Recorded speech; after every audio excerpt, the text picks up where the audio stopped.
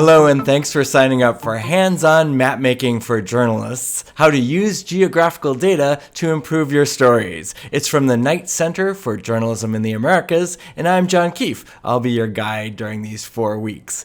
In the first week, we are going to jump right in and make some maps using Data Wrapper. I want to just give you the satisfaction of putting some data onto the planet. So we're going to do that right away. In the second week, we'll take a step back and we'll look at geographic data files. We'll talk about some ethical issues and data privacy issues you might want to consider. Pitfalls that and how to avoid them, where to go for help, and even when not to make a map. In week 3, it's back to map making with Mapbox. Mapbox allows you to make those slip and zoom maps you might have seen.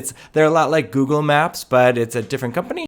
And in week 4, we'll use MapShaper. MapShaper is a tool made by Matthew Block at the New York Times. It's open source, and it's kind of a utility knife for mapping and mapping data.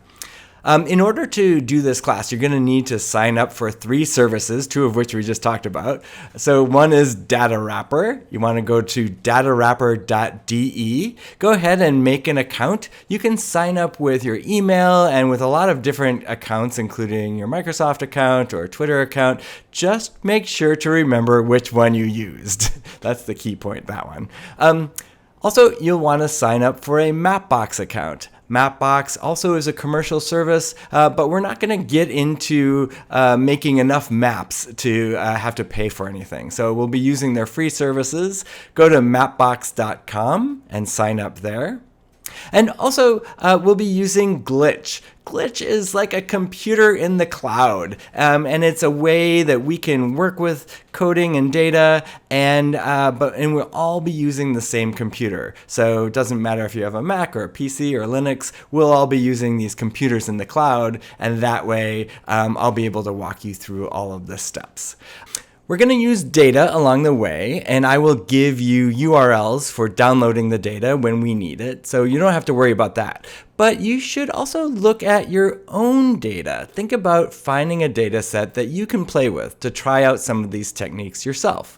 That might include income data or COVID data or some other kind of demographic data.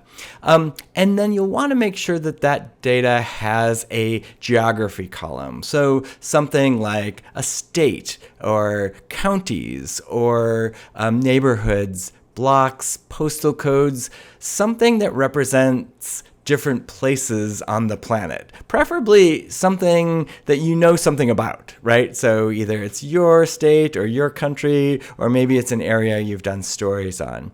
So think about that. Again, in the videos, we'll be using data that I give you, but in the forums, we'll be talking about your data and seeing if you can use some of these techniques for your own work. So that's it for now. I really look forward to working with you in this class, and I think we're going to have a lot of fun.